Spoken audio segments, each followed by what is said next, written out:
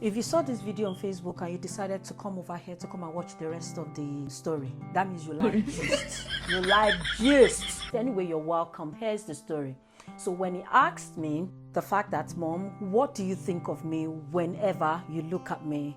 And I was like, the boy where I won't come out, wait there for my pregnancy, where I won't come out. Can't come out, can't won't ask me questions, say, how do I feel about him? I was like, just sit down. Just sit down. Let me tell you how I feel about you. It sent me back 10 years. The reason is because this January marked 10 years that I was going to get pregnant for the first time in my life. The father of my children and I got together the previous year in October, and he came on a visiting visa. So we could not, particularly marry legally. But then we got together. And I fell pregnant in January. It has a certain number of days that it could use in United Kingdom, so he had to leave. I was left all alone with the pregnancy, being a first-time pregnancy for me. I was going through pain, my tummy was expanding, and I was scared. I was ashamed. I never wanted to tell my parents that I am pregnant. I didn't want to tell my siblings because we were living in my parents' house. My dad offered me one room in his rented property in London, and so that was where I got pregnant. And I was looking at the fact that the father of my children cannot work. I cannot work because I was working with an agency, and as at that time I didn't yet have my papers. So that was the reason why I was scared. The doctors had said to me that, do you want to keep this pregnancy or do you want to leave it? It was an option that was on the table for me. But I thought to myself that if I went down the abortion route, number one, I just thought it was a sin against God. This is my very first pregnancy, and as at that time I was 33 years old, going to be 34, and I was like, and my tummy was so full of fibroid, so I was scared. I was afraid for my life. I was afraid of how I'm going to be a mom. Am I going to be a good mom? How am I going to be able to take care of this child? I don't yet have my papers. It was a long story. So I was so scared of the fact that I didn't want to keep this pregnancy, if not because the process was irreversible. I contemplated it. I thought about reversing the process, but I thought to myself I would be a murderer.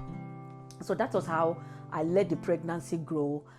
But then I'm grateful to God that I was able to tell this guy or this young man that, is a heart of gratitude. Now that I understand what gives me joy, the source of my joy. That was a beautiful highlight for me in that January as well. But I will tell you after this short break. I'll see you after the short break. Take care.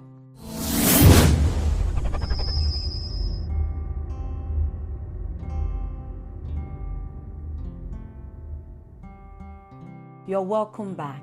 One of the things that happened in that January for me that again made me scared was that two women called me just round about the same time, few days apart. One is my cousin and the other one is like a junior friend to me. The first one called me and she lost her pregnancy. She only just fell pregnant round about the time that I fell pregnant. So it was few months old, and then she miscarried, and then she called me.